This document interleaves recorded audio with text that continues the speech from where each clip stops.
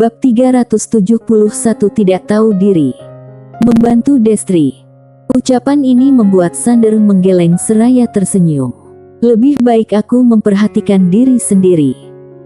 Pria tua berpakaian hitam ragu sebentar, lalu berucap, "Tuan, kali ini para ahli dari era peradaban abadi hampir semuanya keluar. Bukan cuma itu, berdasarkan informasi yang bisa dipercaya, mereka juga mengutus beberapa master super dari era mereka. Kali ini, mereka sungguh serius." Sander agak terkejut mendengarnya. Jujur, dia sangat kaget. Sebab, dia sungguh tak menyangka bahwa era peradaban abadi akan pergi ke Bima Sakti. Tujuan mereka bahkan untuk merenggut nyawa Destri. Siapa yang mengutus mereka? Seakan teringat dengan sesuatu, Sander tiba-tiba mengernyit. Alam semesta nyata menyerang, tidak? Pria itu tampak menggeleng. Sejauh ini, meski alam semesta nyata terus meningkatkan pasukannya ke medan perang dunia maya nyata, mereka belum melakukan tindakan apapun. Kami juga bingung tentang hal ini. Sander tidak berkata-kata dan merenung dalam hati. Era peradaban abadi dan alam semesta nyata bertindak pada saat yang bersamaan. Ini pasti bukan kebetulan. Apakah Rosa si wanita jahat yang melakukan ini? Orang lain mungkin tak tahu kekuatan Destri, tetapi Rosa tahu. Mungkin wanita itu telah menyusun rencana dan membuat era peradaban abadi mencari Destri. Rosa sialan. Sander agak menggeleng. Wanita ini memiliki pikiran yang dalam bak lautan. Seringkali, dia sendiri juga kebingungan. Kini, pria tua tiba-tiba berucap, "Tuan, ada begitu banyak ahli era peradaban abadi yang pergi ke galaksi Bima untuk membunuh Destri. Kita sungguh tak akan membantu." Di aula gelap, selain beberapa orang tua seperti Anyo, tak banyak orang yang tahu kekuatan sebenarnya dari Destri. Orang ini belum hidup lebih dari 30 juta tahun yang lalu sehingga bahkan lebih tak tahu. Sander menyunggingkan senyuman ketika mendengar ucapan si pria tua. "Mari kita berduka untuk mereka." Pria tua berpakaian hitam pun terdiam dan kebingungan. Sander melanjutkan, "Kamu bisa pergi sekarang. Setelah kembali, beritahu Anyo untuk selalu memperhatikan perkembangan alam semesta nyata." Dibandingkan dengan era peradaban abadi, dia lebih takut pada alam semesta nyata, terutama sekarang alam semesta itu masih di bawah kendali Rosa. Pria tua memberi hormat dalam-dalam. Ketika dia hampir akan pergi, Sander tiba-tiba bertanya, "Apa Kaisar Yongsheng juga ke sana?" Pria tua itu menggeleng. "Tidak." Sander agak kecewa mendengarnya. Kaisar Yongsheng bisa-bisanya tidak pergi, kenapa? Sander menggeleng, lalu berucap, "Kamu bisa pergi sekarang." Pria itu memberi hormat dan kemudian pergi. Setelah orang itu pergi, Sander melihat ke Pangeran Hui di sampingnya. Pangeran Hui menjadi sedikit tegang ketika dilihat oleh Sander. Masalah ini tak kecil. Bagaimanapun, dia adalah pembelot yang melarikan diri dari alam semesta Guanxuan. Sander mengusir, "Pergilah sekarang." Pangeran Hui terdiam karena agak terkejut. Sander membiarkannya begitu saja. Sander tak mengatakan apa-apa lagi. Dia menoleh ke arah Jessie di sampingnya dan berucap seraya tersenyum, "Bibi Jessie, ayo kita pergi." Jessie melirik Pangeran Hui sekilas, lalu mengangguk. "Baiklah." Mereka segera menghilang ke langit sebagai cahaya pedang. Di tempat, Pangeran Hui merasa lega. Dia melihat sekeliling dan tersenyum.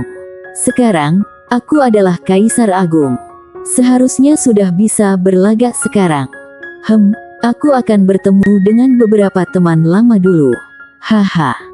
Usai berucap demikian, dia langsung berubah menjadi cahaya dan menghilang di langit. Di udara, Jessie dan yang lainnya menuju Sekte Tao. Di perjalanan, Jessie melihat pria itu dan berucap seraya tersenyum, "Kali ini, kita mendapat hasil yang baik, kan?" Sander mengangguk dan tersenyum. "Hasil yang sangat besar." Sambil mengatakan itu, dia melihat Putih di sampingnya dan tersenyum. Putih benar-benar menakutkan.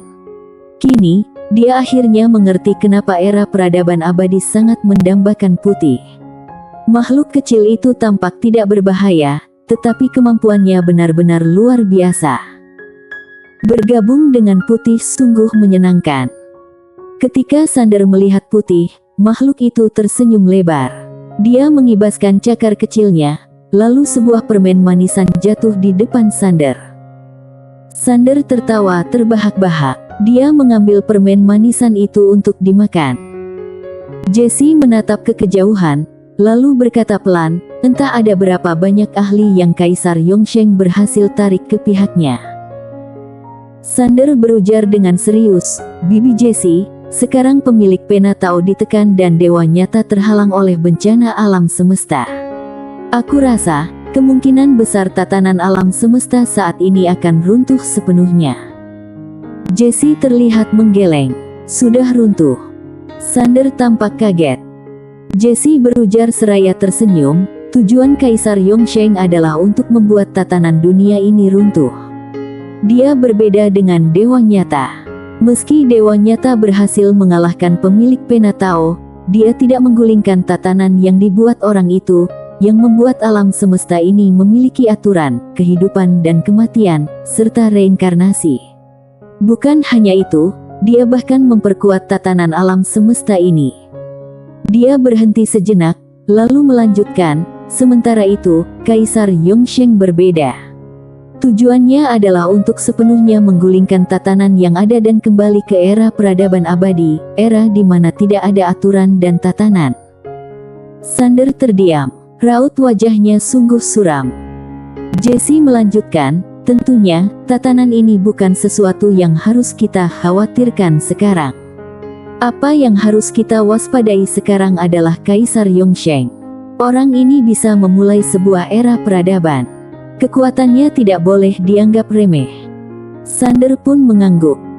Jesse tiba-tiba berkata, apa kamu percaya diri untuk menghadapi Kaisar Yongsheng sendirian? Sander terdiam. Jesse menatap pria itu dengan senyum misterius. Sander berucap dengan serius, beri aku waktu. Jika berduel dengan Kaisar Yongsheng sekarang, dia pasti tidak akan menang. Itu sudah pasti. Dia bukanlah dewa. Jesse mengedipkan mata. Berapa lama waktu yang kamu butuhkan? Sander berucap dengan tegas, berikan aku 10 tahun. Jesse menggeleng sambil tersenyum. Mimpi saja. Dia kemudian berucap dengan serius, kini, bagimu dia sangat kuat. Kamu tidak akan bisa mengalahkannya. Tapi aku rasa, kamu harus merasa tertekan sedikit, jadi biarkan dia menghadapimu sendiri. Bagaimana menurutmu? Sander bertanya, berapa lama waktu yang kamu berikan? Jesse menjawab, 3 tahun. 3 tahun. Sander pun mengangguk, baiklah. Jesse tersenyum, begitu percaya diri. Sander berujar seraya tersenyum, kalau aku hanya seorang kultivator mandiri, meski kamu memberiku 100 tahun, aku tidak akan berani menjanjikannya. Tapi aku bukan kultivator mandiri. Aku memiliki uang, dukungan, dan sumber daya yang cukup. Aku ditakdirkan harus lebih cepat dari yang lain. Jesse tersenyum tipis. Sebenarnya keputusan ayahmu membiarkanmu bebas sejenak adalah keputusan yang tepat. Apabila Sander sudah menjadi master pedang dunia dan dibimbing Stella sejak awal, kekuatannya pasti akan lebih kuat sekarang. Namun, dia tidak akan memiliki kerendahan hati dan tekad seperti sekarang. Itu adalah hal yang orang tua tidak bisa memberikan, tetapi itulah yang paling penting. 3 tahun. Sander tiba-tiba teringat bahwa dia masih memiliki janji setahun dengan Selin. Apakah dia harus bertarung atau tidak ketika bertemu dengan wanita itu? Itu agak sulit. Pada saat itu, Jesse tiba-tiba berucap, kita sudah sampai. Sander tersadar kembali dan melihat ke kejauhan. Di ujung sana, ada sebuah gunung terpencil dengan dinding gunung setinggi ribuan meter yang menjulang ke awan. Keempat sisinya vertikal dan luar biasa curam. Di atas gunung itu, ada beberapa puluh kuil kuno. Sekte Tao. Sander hendak maju, tetapi Jessie tiba-tiba berkata, "Menurutmu, apa Kaisar Yongsheng sudah tahu kamu ada di sini?" Sander tersenyum mendengarnya. "Tidak." Jessie menatap Sander dengan penuh minat. "Kenapa?" Sander menjawab dengan tenang, "Alam semesta Guanxuan sangat memperhatikan Kaisar Yongsheng, jadi selalu memantau langkah mereka. Tapi, Kaisar Yongsheng ini sombong dan menganggap remeh siapapun. Dia hanya kalah sekali dalam hidupnya dari pemilik Pena Tao. Menurutnya, karena sekarang pemilik Pena Tao tidak ada, dia adalah yang terbaik di dunia. Bahkan dewa nyata bukan apa-apa baginya." Dia melirik Jessie, lalu bertanya, "Apa itu alasan Bibi membawaku ke sini?" Mendengar kata-kata Sander, Jessie tampak terkejut. Dia telah meremehkan bocah ini. Pemuda ini biasanya terlihat begitu jujur, tetapi sebenarnya dia sangat licik. Itulah kenapa pagoda kecil menyerah begitu cepat dan mengungkapkan identitasnya. Orang biasa tidak akan bisa menangani pemuda ini. Jessie tersadar kembali. Dia berkata sambil tersenyum, "Ayo."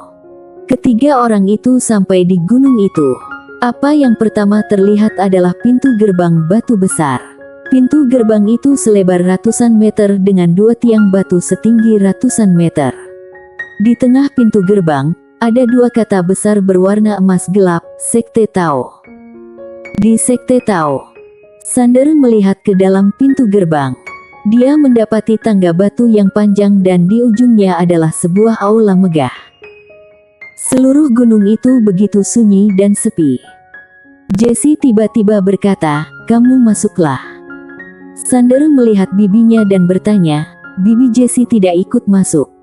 Jessie tersenyum, "Kamu masuklah. Aku percaya padamu." Sander terdiam. Jessie percaya padanya, tetapi dia tidak percaya diri. Kekuatan Sander mungkin cukup luar biasa sekarang, tetapi dia jelas harus menghadapi makhluk-makhluk tua ribuan tahun yang lalu. Semua setidaknya berada di level Kaisar Agung. Dia tertegun ketika memikirkan tentang hal itu. Musuhnya benar-benar makin kuat, ini sungguh menyulitkannya. Jessie berkata seraya tersenyum, "Masuklah." Sander tersadar kembali dan mengangguk sedikit, lalu berjalan ke arah pintu gerbang. Ketika melihat Sander menuju pintu gerbang, Jessie tersenyum dengan cara yang aneh. Setelah masuk ke dalam pintu gerbang, Sander mengikuti tangga batu yang terbuat dari batu hijau dan tiba di depan aula. Hanya saja, dia tidak segera masuk. Jelas bahwa Jessie ingin melatihnya. Dia membawanya ke sini, tetapi ikut tidak masuk ke dalam. Jelas ada sesuatu yang tidak beres. Sander melihat ke dalam aula. Aula itu kosong, tetapi makin kosong, makin gelisah hatinya. Sander ragu-ragu sebentar, lalu berucap, "Senior, ayo kita mengobrol." Tidak ada jawaban. Sander berkata lagi, "Senior, kalau tidak keluar, aku akan pergi." Usai berucap demikian, dia berbalik untuk pergi. Dia merasa ada yang salah. Meskipun Jessie mungkin tidak akan membahayakannya, dia masih merasa ada yang tidak beres, jadi memilih untuk pergi. Pada saat itulah, kekuatan mengerikan tiba-tiba muncul dari dalam aula dan segera menyelimuti dirinya, lalu memaksa Sander untuk masuk ke dalam aula. Sander terkejut, dia segera menarik pedangnya untuk menyerang. Bam! Cahaya pedang pecah. Ekspresi Sander langsung berubah. Ketika hendak menghunuskan pedangnya, dia sudah ditarik ke dalam ruangan. Di luar gerbang gunung, Arya melihat adegan ini. Dia mengernyit dan hendak bertindak, tetapi dihentikan oleh Jessie. Arya menatap Jessie. Sementara itu, Jessie berucap sambil tersenyum, "Tidak apa-apa." Arya ragu sejenak, lalu mengangguk. Dia percaya pada Jessie karena wanita itu tidak akan menyakiti Sander. Di dalam aula yang jauh, setelah Sander ditarik oleh kekuatan itu, seorang wanita muncul di depannya. Wanita itu mengenakan gaun merah dengan rambut perak yang memenuhi kepalanya. Parasnya tak tertandingi, matanya seperti bintang-bintang di langit, sangat dalam. Meskipun telah melihat banyak wanita cantik, Sander masih agak terpesona ketika melihat wanita di depannya. Kini, wanita itu menatapnya. "Aku cantik, kan?" Sander pun mengangguk. Mata wanita itu memicing. Tekanan mengerikan langsung menghampiri Sander bak gunung-gunung yang menekannya dan membuatnya tidak bisa bernapas. Hanya saja, Sander tidak takut. Dia menatap wanita itu seraya bertanya, "Senior, apakah salah jika aku berkata jujur?" Wanita itu menatap Sander sejenak, lalu dia tiba-tiba tersenyum dengan senyum yang aneh. "Kamu sama sekali tidak rendah diri, sangat berani." Sander merapikan pakaian, lalu berucap dengan serius, "Senior, aku datang ke sini untuk menjalin hubungan baik dengan Sekte Tao." Kemudian, dia membuka telapak tangannya dan segel Tao muncul di telapak tangannya. Segel Tao. Ketika melihat segel Tao, mata wanita itu memicing. Cahaya hijau muncul tiba-tiba dari mata yang seperti bintang. "Hubungan baik." Sander mengangguk. Wanita itu menatap segel Tao, kemudian menatap Sander dan bertanya lagi, "Apa kamu pernah bertemu pemilik pena Tao?" 99,13%. Sander mengangguk. Dia menyadari bahwa pemilik pena Tao adalah sosok yang terkenal di masa lalu. Para ahli kuno mengenalnya. Wanita itu melihat segel Tao sebentar, lalu menatap Sander lagi dan bertanya, "Kenapa dia memberikan segel Tao padamu?" Sander menjelaskan, "Bukan dia yang memberikannya kepadaku. Dia memberikannya kepada orang lain, lalu aku mengambilnya dari orang lain. Tapi, ketika kami bertemu kemudian, dia tidak memintanya kembali." Wanita itu menatap Sander dengan tajam, seolah-olah ingin memahami dirinya. Namun, Sander tidak takut. Dia menatap balik sambil berucap, "Senior, sejujurnya aku dan Kaisar Yongsheng adalah musuh bebuyutan. Aku datang ke sini hari ini, pertama-tama untuk menjalin hubungan baik dengan Sekte Tao. Tentu saja, tujuanku tidak sederhana. Aku memang ingin menjalin hubungan baik, tapi aku juga berharap Sekte Tao dapat membantuku di masa depan." Wanita itu tersenyum dengan aneh. Bagaimana kalau Sekte Tao menolak? Sander berpikir sebentar, lalu berkata, "Itu tidak apa-apa, selama kamu tidak menjadi musuhku." Wanita itu tersenyum lagi. "Kalau kami keluar dan menjadi musuhmu?" Sander menggeleng sedikit. "Ada kemungkinan itu, tapi aku lebih suka berpikir positif. Tentu saja, ini juga taruhan. Aku bertaruh apakah Sekte Tao tahu diri atau tidak. Kalau kalian seperti ayahku, bukan, kalau kalian benar-benar memilih untuk bersikap tidak tahu diri, aku tidak bisa berbuat apa-apa." Usai berkata demikian, Sander sedikit merasa tidak nyaman.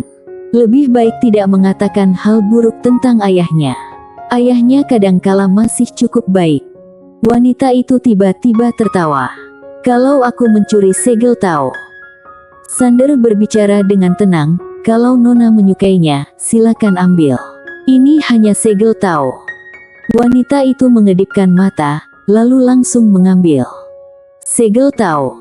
Raut wajah Sander langsung menjadi suram. Sialan. Apakah dia benar-benar akan memilih untuk bersikap tidak tahu diri? Bersambung.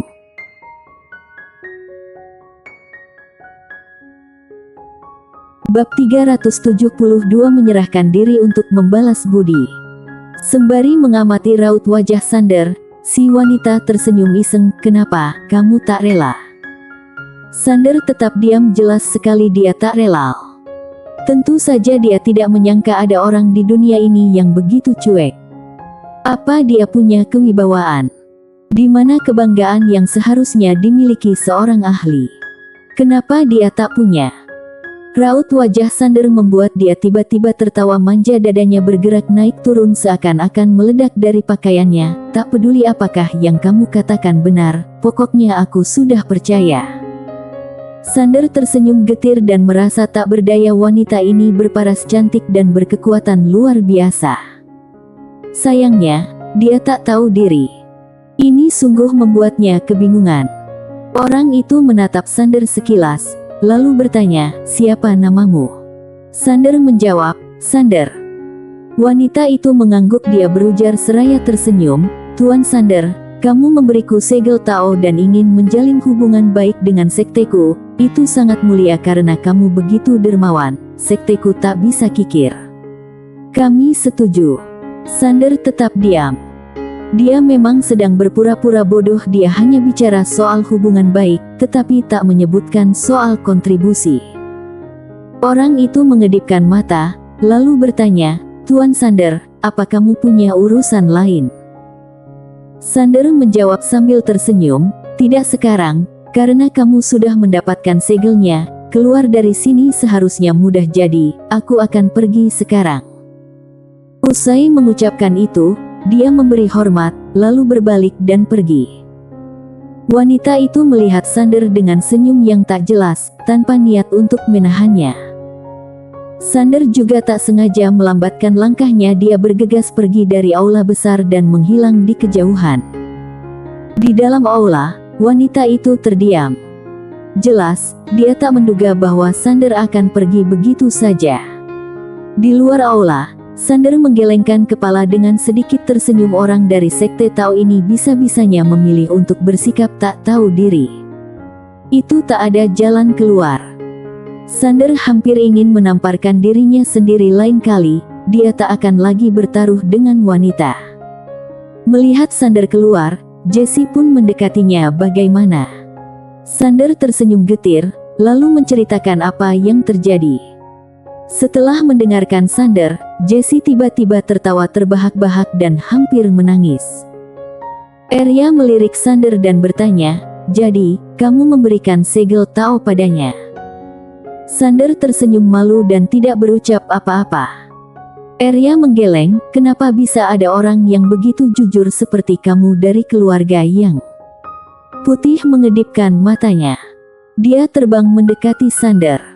Tangannya menyentuh wajah Sander dengan lembut, wajahnya penuh dengan keraguan dan sulit untuk memahaminya. Bagaimana bisa ada orang yang begitu memalukan di generasi ini?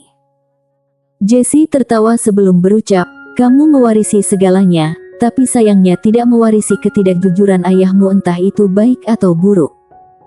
Mendengar kata-kata Jessie, Putih langsung terkesima, tangannya bergerak dengan cepat dan makin bersemangat. Sander melihat ke arah Arya. Sementara itu, Arya dengan tenang berkata, "Dia bilang, ayahmu meminjam barang, tapi tidak pernah dikembalikani." Sander tersenyum getir, alasan Putih menjadi sedikit waspada terhadapnya ternyata karena ayahnya. Ayahnya berutang di mana-mana. Jessie mengelus wajah Putih yang tidak rata, lalu melihat ke Sander sambil tersenyum, "Kamu benar-benar akan kasih dia segel Tao begitu saja?" Sander tersenyum, "Kalau dia benar-benar menginginkannya, untuk dia saja." Jessie hendak berkata-kata, tetapi pada saat itu, aula gemetar dan muncul segel besar di udara pada atas aula. Kemudian, segel Tao muncul tiba-tiba dan menabrak segel besar itu. Bam! Segel besar itu hancur dan lenyap di langit. Saat itu, dari dalam aula, seorang wanita berjalan perlahan keluar. Hanya saja, pada saat ini, aura wanita itu tiba-tiba melonjak dengan gila. Aura yang kuat menggetarkan bumi dan langit. Sander sangat kaget. Kekuatan wanita ini pasti melebihi kebanyakan Kaisar Agung Nasib. Jessie melihat wanita itu tanpa berkata apapun. Sander menatap wanita itu. Dia mengenakan gaun panjang berwarna putih pucat. Di gaunnya, ada gambar gunung dan air, seperti lukisan pegunungan dan sungai yang indah, begitu tenang dan elegan. Berhubung baru saja melepaskan segel, dia tersenyum ceria. Itu adalah senyuman yang tulus, seakan-akan dia sedang berjalan di bawah angin musim semi. Wanita itu tiba-tiba meregangkan tubuhnya. Seiring dengan gerakan itu, tubuhnya yang sempurna terbuka terekspos di udara, terutama bagian dadanya yang seolah-olah bisa menyokong seluruh langit. Melihat adegan itu, Sander juga terkejut. Tentu saja, dia tidak terlalu lama memperhatikan. Pada momen itu, wanita itu tiba-tiba melihat Sander dari kejauhan. Dia tersenyum tak acuh. Tuan Sander. Usai dia berkata demikian, Sander merasakan angin harum yang menusuk ke arahnya dalam sekejap. Wanita itu sudah muncul di depannya. Sander berkata, "Selamat, Nona." Wanita itu tersenyum, "Ini semua berkat kedermawanan Tuan Sander. Kalau tidak, entah berapa lama aku akan dipenjara." Kini, Jessie tiba-tiba bertanya, "Apakah Nona disegel oleh pemilik pena Tao?" Wanita itu menatap Jessie dan menjawab seraya tersenyum, "Benar." Jessie mengangguk. "Apa menurutmu dia bisa menyegelmu lagi?" Wanita itu mengernyit tanpa berkata-kata. Jessie terus menatap wanita itu. Dia berucap sambil tersenyum, "Nona, kalau kamu mendapat untung, jangan pura-pura tidak tahu. Bocah ini baik hati, tapi dia tidak bodoh. Nona yang cerdas seperti kamu pasti mengerti apa yang kumaksud, kan?" Wanita itu melirik Jessie dan Arya. Dia berucap sambil tersenyum, "Nona, jangan marah. Aku, Molita, bukan orang yang tidak tahu diri. Aku hanya ingin bercanda dengannya karena dia lucu." Usai berkata begitu, dia menatap Sander dan tersenyum. "Tuan Sander, untuk mengucapkan terima kasih karena kamu sudah menyelamatkanku, aku memutuskan untuk membalas budi." Jessie bertanya seraya tersenyum, "Dengan tubuhmu?" Sander merasa malu mendengarnya. Dia segera menimpali bibi Jessie. Jessie menatap Sander dengan tajam, "Ayahmu terlalu licik, kamu terlalu baik hati, terutama dalam urusan wanita. Kamu seharusnya mewarisi 10% dari kelicikan ayahmu." Usai berkata begitu, dia teringat dengan sesuatu, kemudian menggelengkan kepala. "Tidak, ayahmu bukan hidung belang lagi, dia sudah menjadi pria brengsek." Sander hanya tersenyum malu, tidak berani berkata. Dia tahu, bibi di depannya memiliki identitas yang sangat istimewa. Kalaupun ayahnya ada di sini, mungkin dia juga tidak akan berani berkomentar. Sementara itu, Sander cukup mendengarkan. Bagaimanapun, di kediaman Yang, dia hanya seorang cucu. Pada saat itu, wanita itu tiba-tiba berkata, "Tubuh." Usai mengatakan itu, dia menilai Sander. Wajahnya tiba-tiba menjadi lebih manis. Tuan Sander sangat berbakat dan identitasnya tidak biasa. Kalau dia tidak keberatan, aku tidak masalah untuk menyerah.